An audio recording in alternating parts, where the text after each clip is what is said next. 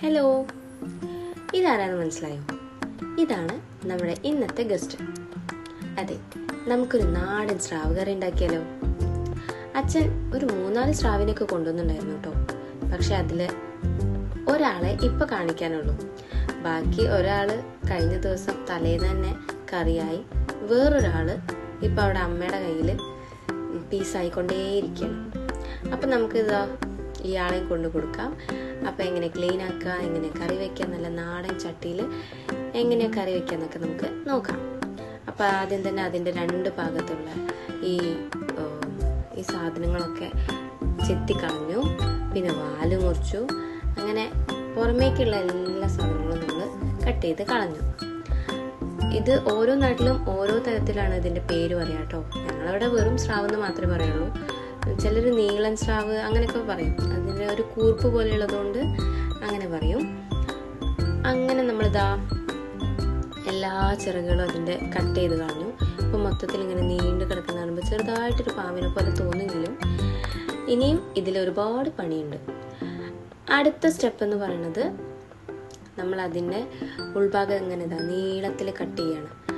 അപ്പൊ അതും നമ്മൾ ഈ കത്രിക ഉപയോഗിച്ചിട്ട് തന്നെയാണ് കട്ട് ചെയ്യുന്നത്. അപ്പോൾ അതിന്റെ എല്ലാ ഭാഗവും ഇങ്ങനെ കട്ട് ചെയ്ത് ചെറിയ ചെറിയ പീസാക്കും. നമ്മുടെ പാപ്പു അതിന്റെ തലയൊക്കെ പിടിച്ചിട്ട് ഇങ്ങനെ കാണിക്കുന്നുണ്ട്, എന്തൊക്കെയോ പറയുന്നുണ്ട് കേട്ടോ.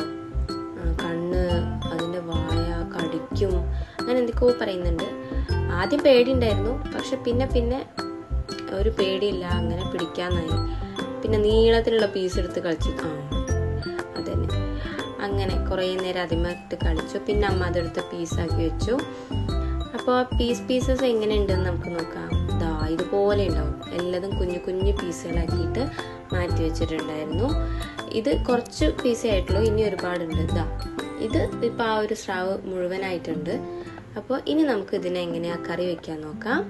നമ്മളെ ചട്ടിയിലേക്ക് ഈ പീസുകൾ മുഴുവൻ ഇട്ടതിന് ശേഷം നമ്മൾ ഇതിലേക്ക് പൊടികൾ ആഡ് ചെയ്യാണ്.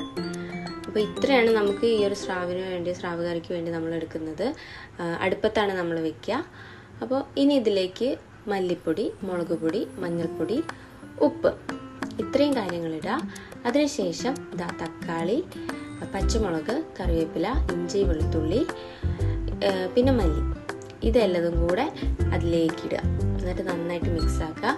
നല്ല തിളച്ചതിന് ശേഷം നമ്മൾ ചെറിയുള്ളിയും കറിവേപ്പില ഇട്ടിട്ട് ഒരു ചട്ടിയിൽ വറവിടുക. എന്നിട്ട് മാറ്റി വെച്ചിരിക്കുന്ന ഈ ചട്ടിയിലുള്ള നമ്മൾ കറി എടുത്തിട്ട് നമ്മൾ ഈ ചീന ചട്ടിയിലേക്ക് ഇട്ട ശേഷം നന്നായിട്ട് ഇളക്കുക.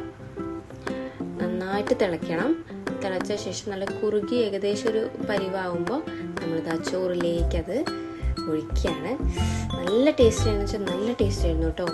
നല്ല നാടൻ സ്റ്റൈലിലാണ് നമ്മൾ വെച്ചിട്ടുണ്ടായിരുന്നത്. അതുകൊണ്ട് തന്നെ നല്ല ടേസ്റ്റ് ആയിരുന്നു ഇത് കഴിക്കാനായിട്ട്. എല്ലാവരും ട്രൈ ചെയ്യാം. അപ്പോൾ ഇത്രയേ ഉള്ളൂ ഇന്നത്തെ വീഡിയോ. Thank you.